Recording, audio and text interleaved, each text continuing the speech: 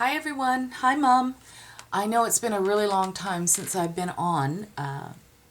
Most of you know that I went on holidays, so just before that I really wasn't in the mood to craft. I didn't have anything finished for you, and my ideas just basically dried up.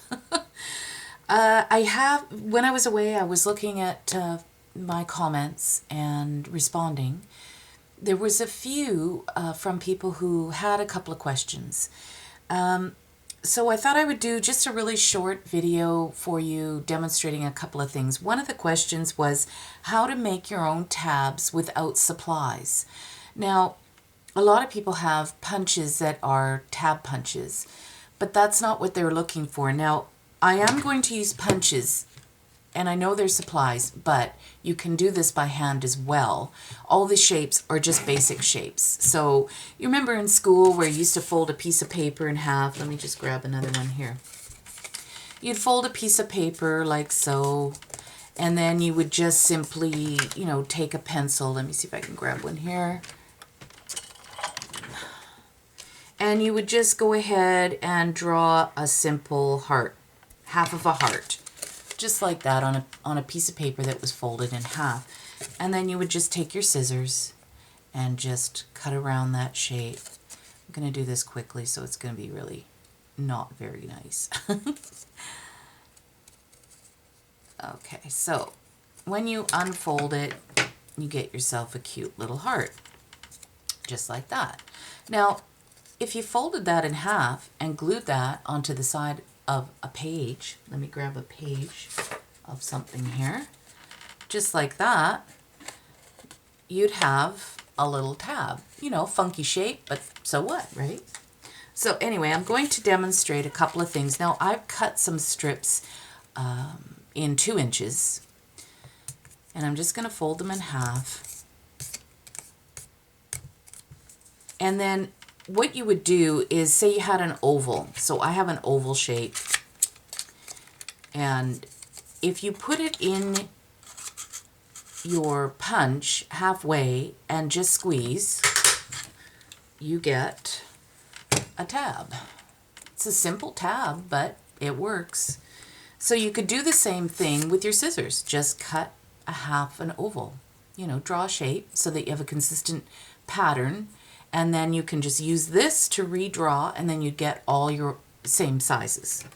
You could do, I showed the heart, you can do the same thing with the heart. I only have a tiny square, so it's gonna be small, but you can make them any size you like, and you can also adjust them. So pretend you've made a square, you've cut yourself a square.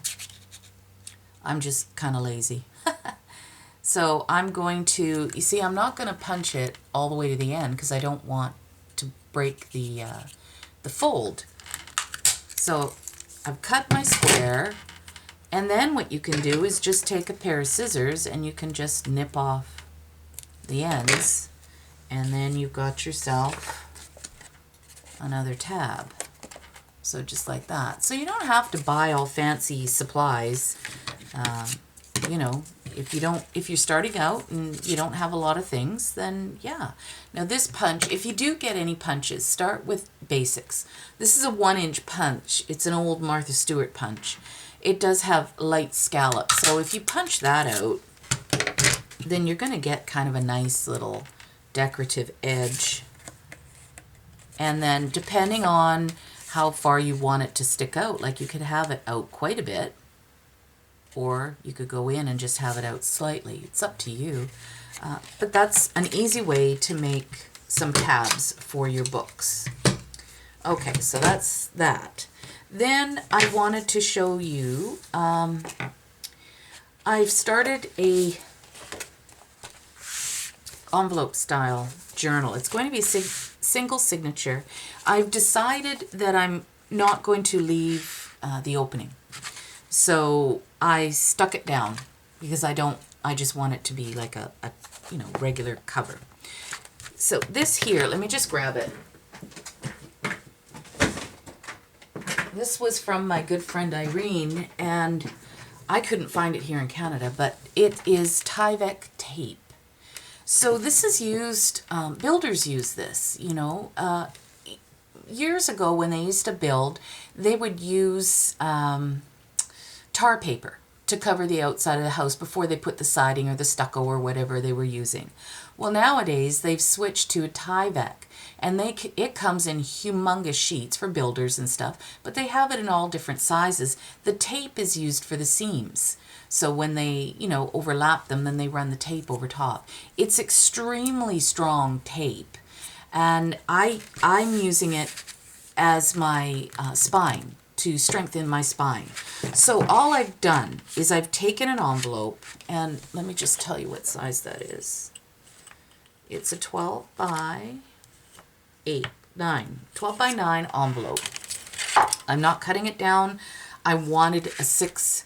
Now my pages, if you have a piece of paper, which I'm using dyed paper, it's 8.5, so it's perfect. I'll have a 1/4 of an inch top and bottom as space. When you fold it in half, it's a 5.5 wide, which is perfect because then I've got room for adding a tab without it sticking out past the edge.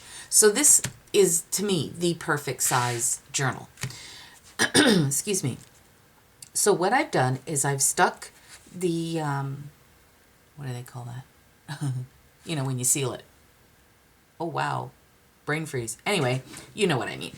So I stuck that down. I've run double-sided tape because I was thinking about it. What I'm going to do is I'm going to sew my paper to here. But I thought, this would save on the shifting of it and make sure that I get it down properly.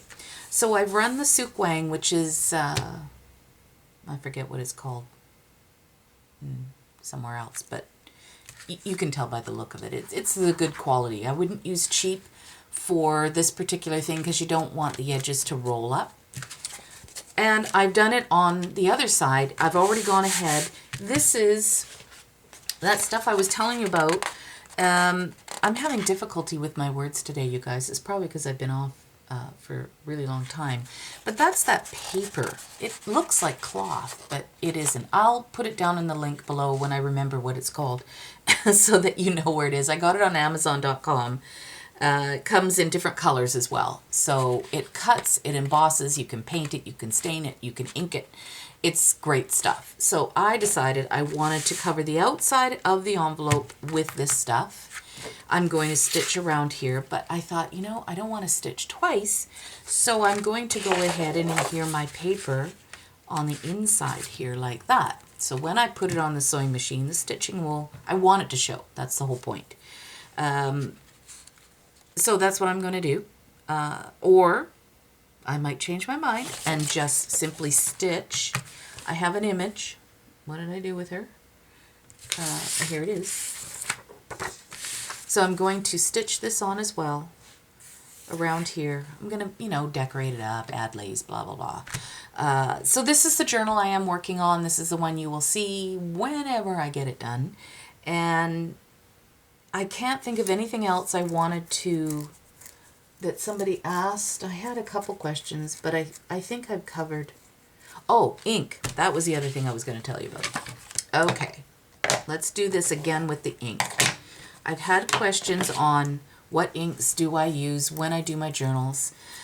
The difference in the inks are water-based or waterproof. That's as simple as it gets. The distress inks are water reactive, which means they're not waterproof. If you get them wet, they will run. The other thing is if you're tea dyeing or coffee dyeing, say, photocopy paper, when you stamp with this kind of ink, it will bleed through depending on the quality and the thickness of your paper. Now, photocopy paper, I haven't seen it heavier than a 28-pound, I believe. I think that's as heavy as I've seen it. I've used it. It still does bleed through, but not nearly as bad. So I no longer use the distress ink when I'm stamping on tea-dyed or coffee-dyed paper. I'll use either StazOn or the Archival. Now these are both waterproof, permanent, and acid-free. So you want to read the back of your inks. And if they're waterproof, then what happens is this one actually is called a solvent ink. So that's another name for it. These inks, when you stamp, tend to sit on the top of your paper. They don't go into the paper. This ink does, which is why you'll see it on the other side. Okay, I think that's it for today. I know it's really short, but you know, I'm having a real tough time sort of getting motivated doing any kind of crafting.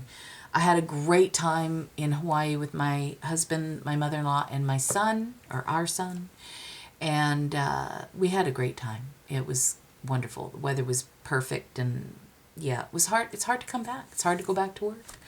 And then, you know, you're so tired with being West Coast time. We're 3 hours ahead of them, so you're tired all the time. And then you have to come home and you have to get up at 3:45 in the morning to go to work. And yeah, it's been a little difficult. So I have 2 days off. I'm trying to be motivated and get some of this done so that I can share a new journal with you guys. So thanks for watching, and thank you for all, you know, the questions. I appreciate the questions. And people were wondering if I was still alive, so here I am. I'm alive. Okay, take care, you guys, and have a wonderful weekend. Bye.